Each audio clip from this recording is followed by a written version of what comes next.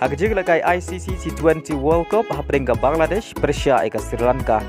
Haba pai shakra ke jigla kai ke Bangladesh kala khur ke nam job hadin magalala abat pelim ke Sri Lanka da ar weekend.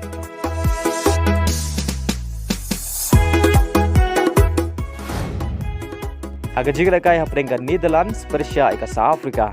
Haba pai shakra ke jigla kai ke South Africa kala khur ke nam job hadin magalala abat pelim ke Netherlands da South weekend.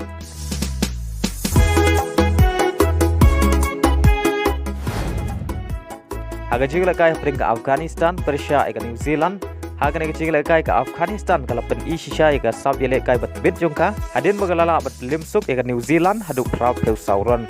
Haka ba ke New Zealand kala la ban kamai tak nyau peu sanron haka ne jigla kai. Bargane ke deru ke second lowest score jong ke New Zealand haka jigla kai T20 World Cup.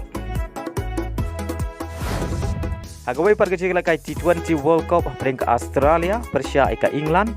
Haba pai shakne ke jingla kai ke Australia kala khur ke nam job hadin magalala bat pelim ke England da live 3 runs.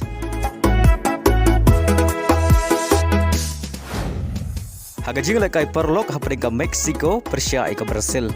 Haba pai shakne ke jingla kai ke Brazil kala yo ban khi jar lingkong tang haka minit ke basan Lyngba Pereira. Badai le magre ke sigol ke Brazil ka tam hadu bukot ke kela step dai weilanot.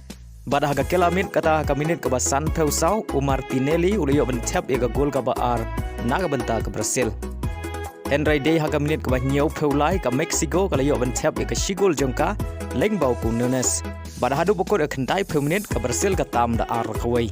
Henry day haka additional minit kata haka minit ke kendai peu plus ar ke Mexico kala yo bentap ega gol penyekai Lyngba Martinez.